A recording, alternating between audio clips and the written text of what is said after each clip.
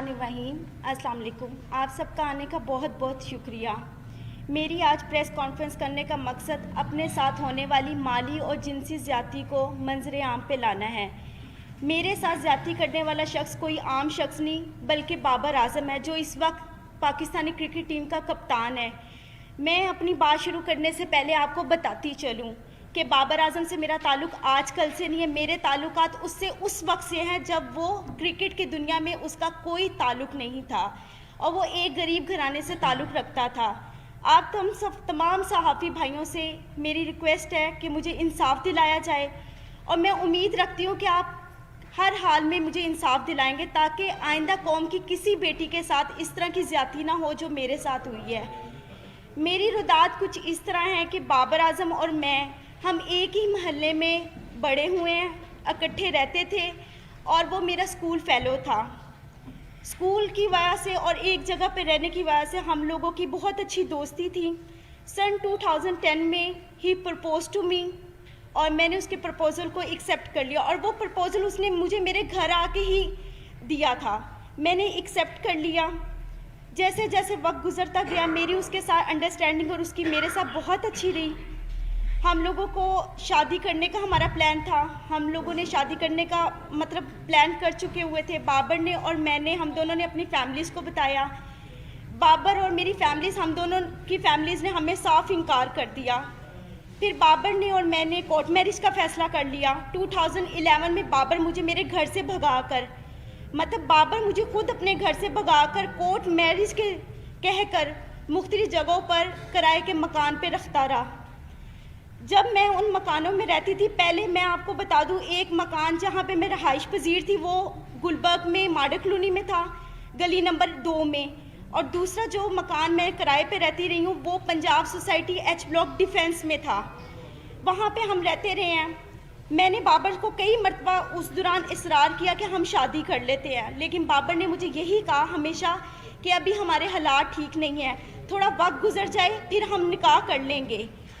हालात थे इस तरह के कि हम लोगों के कोई खाने पीने का कोई इस तरह नहीं था। मैं नौकरी करना शुरू होगी। बाबर ने मुझे बताया था कि वो क्रिकेट खेलना चाहता है और उसको क्रिकेट का बहुत शौक़ है और मैंने उसकी इस कोशिश में पूरी कोशिश की है। अपनी मेहनत हद से ज़्यादा मैंने उसके साथ अपनी मेहनत की है, उसके साथ मिलके। 2014 में ऐसे वक्त गुजरता गया है। 2014 में से पहले मेरा सैलून, मैंने नौकरी के साथ साथ सैलून बनाया।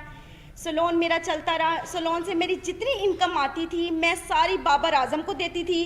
बाबर आज़म के खाना पीना, कपड़ा, रहाइश, क्रिकेट के जितने एक्सपेंसेस सब मैं अफोर्ड करती रही हूँ। जब वो आउट ऑफ सिटी जाता था वहाँ के जितने एक्सपेंस थे पीसीबी के अलावा वो भी मैं सब उसके अफोर्ड करती रही हूँ। 2014 में जैसे ही पाकिस्तानी टीम में उसका नाम आया, एकदम उसका रवैया थोड़ा सा मेरे से आस्ता आस्ता तब्दील होना शुरू हो गया था। मुझे नज़र भी आ रहा था, लेकिन मेरे हालात इस तरह के थे कि मैं अपने घर वापस नहीं जा सकती थी, क्योंकि बगावत मैंने भी की थी, बाबर ने भी की थी। फिर 2014 में बाबर आज़म ने मैंने फिर उसको इंसिस्ट किया कि हम लोग शादी करते। उसने कहा अभी शुरुआत है, थोड़ा वक्त गुजार लो, हम आस्ता आस्ता और मज़ीद अपने आप को स्ट्रॉन्ग कर लें, अपने हालात बेहतर कर लें, हम शादी कर लेंगे। वक्त गुजरता गया। 2016 में I was pregnant in 20 weeks. जब मैंने बाबर को बताया, उसका ये खबर सुन के एकदम रवैया इतना अजीब हो गया मेरे साथ, जैसे मैंने कोई गुनाह कर लिया है। मुझे मारा पीटा, काफ़ी मुझे इंसिस्ट किया और मैं उस वक्त बेबस थी बिकॉज़ मेरे पास तो कोई और ऑप्शन नहीं था। तो बाबर आज़म ने मैं आखिर उसकी इस बात में मैं हामी भर ली। वो मुझे बेगम कोर्ट पे एक it was very congested place जहाँ पे वो मुझे ले गया इस्तिकाते हमल के लिए। उसमें मुलव्वस उसके 2 दोस्त भी थे, एक कज़न था और उसका छोटा भाई भी था, सफ़ीर आज़म, अब्दुल कादिर के बेटे Usman Qadir. He is a eye witness.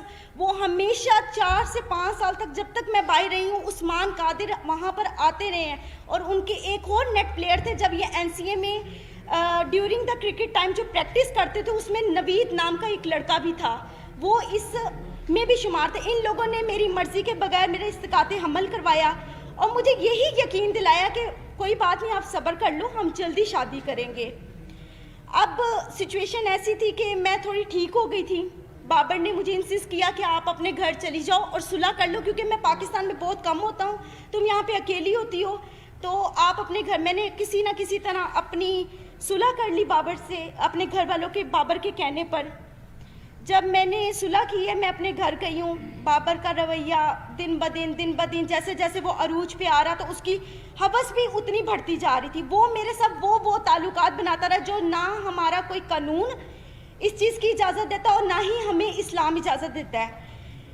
اب وہ اس پرپس کے بعد وہ پھر دوبارہ میرے ساتھ وہی سب کچھ کرتا رہا. میں اپنے گھر ہوتی تھی، گھر سے مجھے باہر لاتا تھا، مختلف ہوٹلوں میں مختلف پلیسز پہ لے کے جا کر میرے ساتھ جو بھی سب کچھ کرتا رہا ہے. جب یہ سب حالات میرے چلتے رہے ہیں 2017 میں آخر کار اس نے اتنی مرتبہ مجھے مارا پیٹا، اور مجھے کئی مرتبہ اس دوران اس نے انکاری بھی شادی سے کی ہے. میں نے اس دوران جو میری ہاسپٹل میں بابر اعظم مجھے لے کے جاتا رہا ہے ایز اے بین وائف، مجھے چیک اپ کرواتا رہا ہے. یہاں پہ اس کی پراپر میرے پاس ایویڈنس موجود ہے. جس کی یہ سب وہ ایویڈنس ہیں جس پہ مینشن ہے کہ بابر اعظم مجھے اس ہاسپٹل میں لے کے جاتا رہا کیونکہ میرا آئی ڈی کارڈ نہیں تھا اور وہاں پہ بابر اعظم کی آئیڈینٹی لگتی رہی تھی. ٹھیک ہے، یہ اس چیز کے ایویڈنس ہے. یہ مجھے وہاں پر لے کے جاتا رہا ہے، سب کچھ کرتا رہا. بالآخر میں نے تنگ آ کے 2017 میں پولیس رپورٹ کی بابر کے خلاف، جس کے پرپس میں اس کے فیملیز یہ سب آئے ہیں. ادھر جب ہمارے جو آفیسر تھے جنہوں نے ہمیں دیکھا تھا، اس آفیسر نے یہ فیصلہ کیا کہ آپ بابر کو یہاں پہ پیش کریں. بابر پیش نہیں ہوا، لیکن اسی رات سیم نائٹ بابر نے، جو آفیسر موجود تھے ان کے سامنے، ہمارا مشروط صلح نامہ پہ اس نے مجھ سے دستخط کروائے. اور اس وقت 2017 میں جو میں نے پولیس کمپلین کی تھی بابر کے اگینسٹ، بابر کی وہ اگینسٹ نصیر آباد میں فیڈیکس آفس میں درج ہے اپلیکیشن. ایک منٹ، وہ موجود ہے. اور اس کے بعد بابر نے 2017 میں باہر کے ملک کسی میں جانا تھا کھیلنے کے لیے. 2017 میں جب کمپلین کے بعد بابر نے جانا تھا اور ہمارے یہاں پہ آئی تھنک کوئی PSL بھی ہو رہے تھے، تو میں نے بابر سے صلح صرف اس وجوہات پہ کی تھی کہ بابر مجھ سے شادی کرے گا. اور بابر نے مجھے خود اس چیز کا یقین دلایا تھا کہ وہ مجھ سے شادی کرے گا. پھر آخر کار 2017 میں اس نے سڈنلی اپنا نمبر چینج کیا. وہ نمبر بھی اس کا PCB میں اس کے آفیشیل رجسٹرڈ ہے، اور جو اس کا اس وقت موجود نمبر ہے وہ بھی اس کا آفیشیل نمبر میرے پاس موجود ہے، جس پہ مجھے کانٹیکٹ کرتا ہے، مجھے میسیجز کرتا تھا. اور پھر اس کے بعد اس طرح وقت گزرتا گیا. تکلیف جو تھی میں نے برداشت کی. 3 سال سے مزید میں بابر اعظم کی اس ہوس کا نشانہ بن رہی ہوں. اب اس نے آ کر مجھے صاف انکار کر دیا کہ نہ میں نے تم سے شادی کرنی ہے، نہ میں تم سے کوئی تعلق رکھنا چاہتا ہوں، اور نہ ہی تم میرا کچھ بگاڑ سکتی ہو. وہ اپنی اس پاور کو غلط استعمال کر رہا ہے.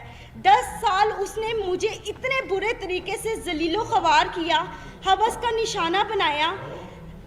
آج وہ بالکل انکاری پہ آ گیا ہوا ہے، بالکل. کیونکہ آج سے 10 دن پہلے بھی میں نے اس کے خلاف پولیس کمپلین کی، کیونکہ 20 نومبر کو جب اس نے جانا تھا اس سے 1 دن پہلے، میں آپ کو لائیو اس چیز کے سب ثبوت دکھاتی ہوں.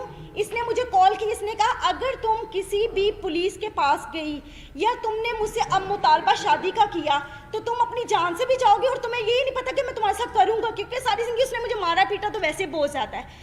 حد سے زیادہ زیادتی کے بعد آج میں یہاں پہ انصاف لینے آئی ہوں. جی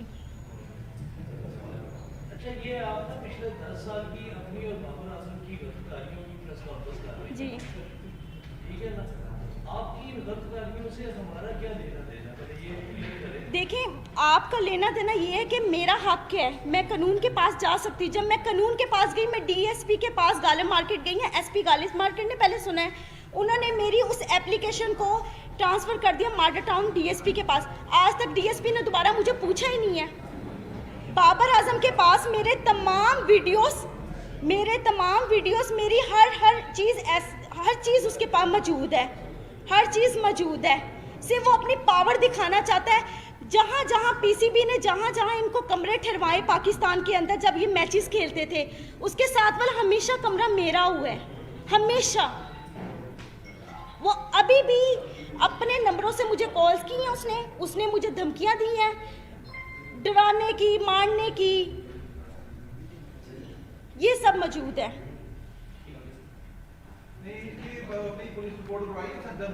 जी मैंने करवाई है। आप जो मेरा लीगल जो प्रोसेस चल रहा है वो आपको यही बता सकते हैं कि क्या लीगल अभी हम लोग एक्टिविटीज़ हमारी इसके खिलाफ हैं। जी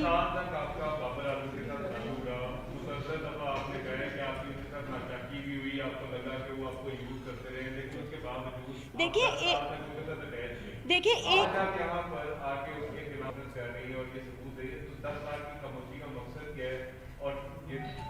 देखिए 10 साल से मैं खामोश तो नहीं थी, मैं तो 2017 में भी गई थी पुलिस के पास, और आपको मैंने वो आई थिंक बताया भी है कि वहाँ पे मेरी कंप्लेंट रजिस्टर थी। फिर भी मैंने सुलह इस बात पे की थी कि मेरे ख्याल में मुझे उससे मोहब्बत थी, हद से ज़्यादा मोहब्बत थी। देखिए बगैर कोई लालच के तो किसी के साथ इस तरह करता नहीं है, लालच नहीं था मुझे सिर्फ उससे मोहब्बत थी, और वो मोहब्बत मेरी यहाँ तक आज मैंने इसको स्ट्रगल करवाया है। आज ये जो सारी मीडिया और दुनिया के सामने ये बात करता है कि मेरे फादर मेरे सब सपोर्ट है। आप किसी भी मैच में जाकर पिछले इसके मैचों में 17 से पहले जाकर आप देख सकते हैं बाबर आजम के कभी किसी भाई ने किसी बाप ने वहाँ पर आकर देखा कि बाबर आजम क्या कर रहा है वहाँ पे, कभी भी किसी ने नहीं देखा। और आज तक 10 सालों में मैं बाबर आजम के एक पैसे की रवादार नहीं हूँ, क्योंकि मैं खुद सेल्फ मेड वूमेन हूँ, खुद कमाने वाली हूँ, क्योंकि मैंने बड़ी मेहनत की है दिन रात इसके पीछे कि ये किसी स्ट्रगल करके इसके किसी मुकाम पे पहुंच जाए। No doubt he is a very brilliant player, उसने मेहनत की है, लेकिन उस मेहनत के अलावा इंसान को और भी चीज़ों की ज़रूरत होती है, मेंटली तौर पे, फिनेंशली तौर पे। सबसे बड़ा हमारा जो पॉइंट होता है वो फिनेंशली तौर पे होता है सबसे बड़ा। आज तक बाबर के हर मोबाइल, हर चीज़ का सबूत मेरे पास मौजूद है, हर चीज़। कितने को फाइनेंशियली कितनी सपोर्ट की है आपने बाबर? सर 4 साल में आप सुबह से रात तक, अगर मैं ब्यूटी पार्लर में 30,000 रुपया अर्निंग कर रही हूँ, 40,000 रुपया अर्निंग कर रही हूँ, वो सिर्फ और सिर्फ बाबर आजम के ऊपर ही जा रही है। सर करोड़ों की मलकियत होगी, 70 लाख रुपया का तो मेरे ऊपर सूद चढ़ा के ये गया था, जो मैंने आके 1 साल पहले उतारे हैं। इसको मोबाइल इंस्टॉलमेंट्स पे ले के आईफोन 4 सीरीज से लेके आईफोन 8 प्लस तक सीरीज मैंने इसको लेकर दी है। अगर आपका फाइनेंशियल तौर पे डैमेजेस देखे जाए, आपका कितने का क्लेम बनता है? सर मेरा करोड़ों रुपए का बनता है, करोड़ों रुपए का। सर देखिए बात बताऊँ क्या है, अगर आप किसी के खिलाफ जाना चाहें ना, तो आप उसके प्रूफ भी इकट्ठे कर करके रखेंगे। जिस इंसान का दिल साफ हो वो वहाँ पे कीमतें थोड़ी बैठ के लिख रहा होता है।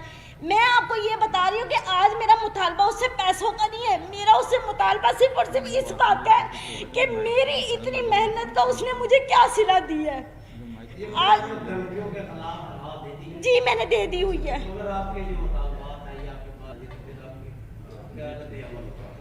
वो मुझसे शादी करे,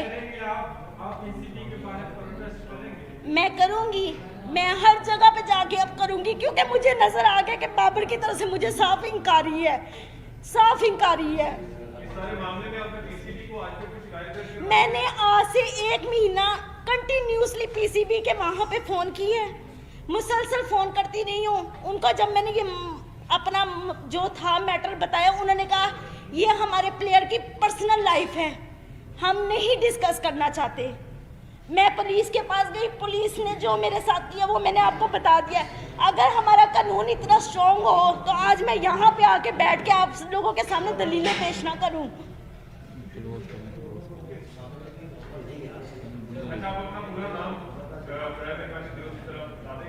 हामिजा जी, हामिजा हामिजा जी, हामिजा। आपकी जो मामला हुआ, आपने कहा कि आपकी फैमिली के साथ आपकी सुलह होगी। आज आपके फैमिली के मेंबरान के साथ ताल्लुकात कैसे हैं? क्या आज अपने आप भाई घर में रहती हैं, अपनी फैमिली के पास रहती हैं, या आज? जी मैं अपनी फैमिली के साथ रहती हूँ, मेरी फैमिली इस वक्त मुझे सपोर्ट कर रही है। और तब भी उन्होंने मुझे इंकारी की थी कि ये इस काबिल नहीं है, नहीं ये सब ठीक है, लेकिन अब वो उन्होंने मेरी बात को मानना ही था, क्योंकि मैं इतने सालों बाद घर गई हूँ और वो मेरे रिश्तेदारों को, लोगों को यही बता रहे हैं कि इसकी शादी हो चुकी हुई है। अच्छा, आपके काउंसिल से हमारी रिक्वेस्ट होगी, काइंडली बताइएगा इसका जो केस है उसकी कानूनी टाइप पर क्या जो है वो डेवलपमेंट क्या हो। जी मैं बता रहा हूँ जी। इन्होंने 20 नवंबर 2020 को CCPO लॉर्ड साहब को,